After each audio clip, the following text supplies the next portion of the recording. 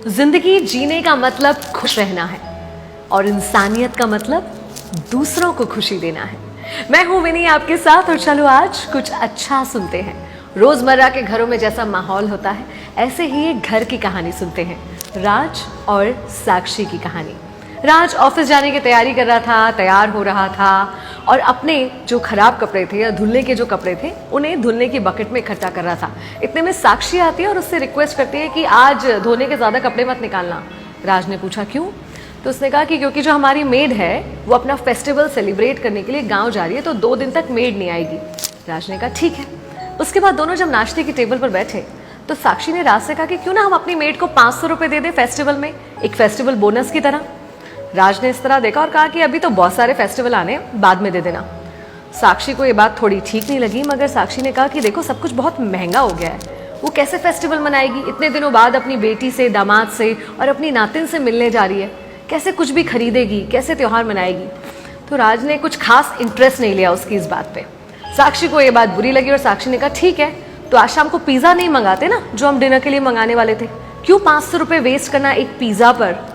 राज थोड़ा सा नाराज हुआ और बोला वाह, मेड को पैसे देने के लिए हमसे पिज़्ज़ा छीनोगी? चलो जो तुम्हें ठीक लगे तुम वो करो। मेड गई, अपना फेस्टिवल सेलिब्रेट करके जब वापस आई और घर में काम कर रही थी तो राज ने यूं ही उससे पूछ लिया कि कैसा रहा तुम्हारा त्यौहार, कैसी रही तुम्हारी विजिट जब तुम अपनी बेटी और दामाद के यहाँ गई थी? मेड बहुत खुश थी और बोली मैं तो बहुत खुश हूँ क्योंकि मैडम जी ने मुझे 500 रुपये भी दे दिए थे, तो मैंने तो बहुत अच्छे से अपना त्यौहार मनाया। राज ने कहा अगर तुम्हें बुरा नहीं लगे तो एक बात पूछूं, वो 500 रुपये तुमने खर्च कैसे किए? उस मेड ने कहा कि साहब मुझे क्यों बुरा लगेगा, बिल्कुल मैं आपको बताती हूँ। 500 रुपये में से 150 रुपये की मैंने फ्रॉक खरीदी अपनी नातिन के लिए, 40 रुपये की एक सुंदर सी गुड़िया उसके लिए मैं खरीद के ले गई, 50 रुपये मेरे बस फेयर में खर्च हो गए, 60 रुपये की पूरे घर के लिए मिठाइयाँ ले गई, अपनी बेटी के लिए चूड़ियाँ भी ले गई थी मैं 25 रुपये की, और अपने दामाद के लिए एक बेल्ट खरीदा 50 रुपये का। मैंने ना थोड़ी सी चैरिटी भी करी, थोड़ा सा दान भी दिया क्योंकि त्यौहार का मौसम है, तो 50 रुपये मैंने दान में दिए और जो बचे हुए पैसे थे वो मैं अपनी बेटी को दे आई कि आने वाली जब बड़ी क्लास में बिटिया जाएगी तो उसके लिए कुछ कॉपी, किताबें, पेन, पेंसिल वगैरह वो खरीद लेगी। मेरा त्यौहार बहुत अच्छा रहा। उस मेड के चेहरे पर एक बड़ी सी मुस्कान थी और उसके बाद राज सोच में पड़ गया कि इतना कुछ कर लिया इसने सिर्फ 500 रुपये में। राज की आंखों के सामने वो पिज्ज़ा घूमने लग गया, ब्रेड के वो 8 स्लाइस जिस पर वो यूं ही 500 रुपये खर्च कर देता था।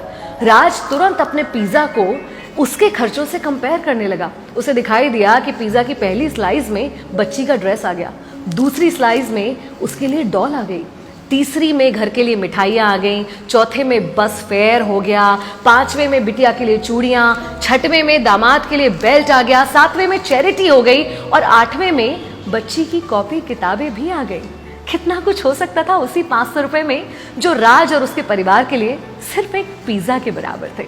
मैं ये नहीं कहती कि आप पिज़्ज़ा मत खाइए या खुद पर खर्च मत कीजिए, लेकिन खुद पर खर्च करने के साथ साथ किसी और को भी थोड़ी सी खुशी देकर देखिए। हो सकता है आपका दिया हुआ छोटा सा गिफ्ट उसकी लाइफ में बहुत ज़्यादा मायने रखता हो। उस दिन राज ने जिस पिज़्ज़ा को सिर्फ एक तरफ से देखा था, उस पिज़्ज़ा को उसने दूसरी तरफ से भी देखा। असली खुशी किसी और को खुश करने में मिलती है। अगर आप अपने लिए इतना कर रहे हैं तो इतना सा किसी और के लिए करके देखिए और उससे मिलने वाली खुशी को एक्सपीरियंस कीजिए। मैं हूँ विनी आपके साथ, चलो आज कुछ अच्छा सुनते हैं।